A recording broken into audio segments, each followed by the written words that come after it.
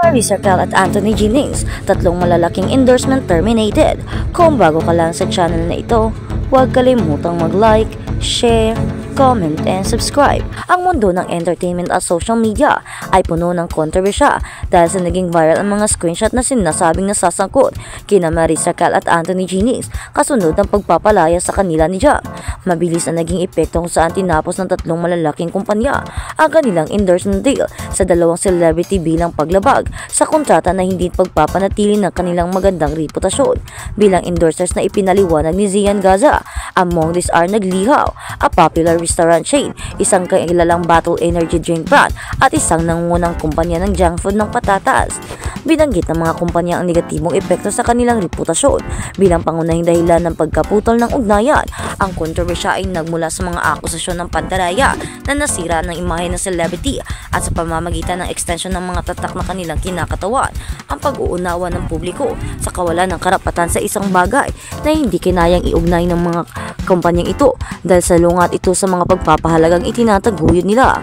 Ipinahayag din ng mga magulang ang kanilang galit na nagsasaad na ang mga individual tulad ni Marisa Cal at Anthony Jennings ay di dapat magsilbi bilang mga huwarat o ambasador ng tatak.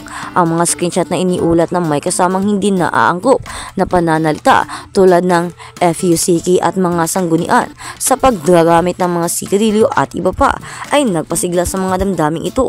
Bukod dito, ang mga leak na larawan ng mag-asawa na sinasabing nakikibahagi sa mga pampublikong pagpapakita ng pagmamahal sa erosang eroplano ay nakadagdag sa kaguluhan kung saan ang mga kritiko ay nagtatalo na ang gayong pag-uugali ay nagtatakda ng isang masamang halimbawa para sa mga kabataan. Ang pagwawakas ng mga endorsement deal na ito ay naasang magkakaroon ng malaking epekto sa mga diskarte sa marketing ng mga apektadong kumpanya. Napansin ng mga eksperto sa industriya na ang kontrobersya ay humantong na sa mga panawagan para sa boycott na hindi pa nagpapakomplikado sa mga pagsisikap na muling buuin ang tiwala ng consumer. Binigyang diin ng insidenteng ito ang kalagahan ng pag-align ng personal na pag-uugali ng mga brand ambassador sa mga halaga ng kumpanya upang maiwasan ang pinsala at reputasyon. Sa patuloy na paglalahad, ikwento nito, nagsisilbi itong malinaw na paalala ng kapangyarihan ng pampublikong pangunawa at mga potensyal na kahihinat na ng mga personal na kontrobersya sa mga professional na pagkakataon. Para kay Marisa Cal at Anthony Jennings, ang kontrobersyang ito ay nagmamarka ng isang kritikal na yugto sa kanilang mga karera habang kinakaharap nila ang hamon na mabawi ang tiwala ng publiko at i-navigate ang mga epekto mula sa iskandalo na ito. At sa kabilang banda, Rika, sa gitna ng issue ni Marisa at Anthony, I also done foolish things. Rita, sa gitna ng issue ni Marisa at Anthony, mukhang may naalala ang batikang actress na si Rika Piralijo sa panahon ng kanyang kabataan matapos sumiklab ang viral screenshot ng on-screen partners na sina Marisa Cal at Anthony Jennings. Inamin ni Rika na katulad ng marami, ang bumungad sa kanyang social media ay yung naging pasabog ng ex-girlfriend ng aktor na si Jem Villanueva. Sa lahat ng ito, ang nafe-feel ko ay extreme shame, especially for Maris.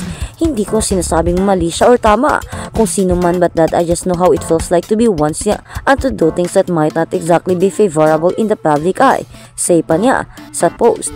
Pagbubunyag niya, I also have done foolish things and I can just imagine na kung may naglabas ng mga yon at ng totoo kong ugali, lalo na if medyo may potential na ma-judge ako ng mga tao, ay siguradong madadown ako kasi wala namang may gusto noon. Sinabi rin ng actress vlogger na lahat ng tao ay may masama at magandang ugali, pero nagkataon lang daw na sikat si Maris, kaya ito kalat na kalat ito sa online world. Kung tutuusin, sa mga kasamaan natin, deserve din naman nating mapaya in that scale. Ayun lang, dagdag pa niya.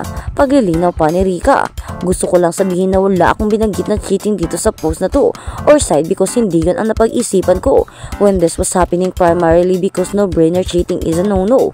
Walang universe ang pwedeng mag-excuse nito. Also, ang dami kong mali sa buhay na nakaka-relate talaga ako sa shame ni Maris sa pagkasama kong tao, pero pagka-relate din ako na maloko tulad ni Jam, kaya dun ako nag-focus sa una, aniya pa. Magugunit ang marami ang nagulat sa inilabas na ebidensya ni Jam patungkol sa pag-cheat sa kanya ni Anthony at paglalandi umano ni Maris sa aktor.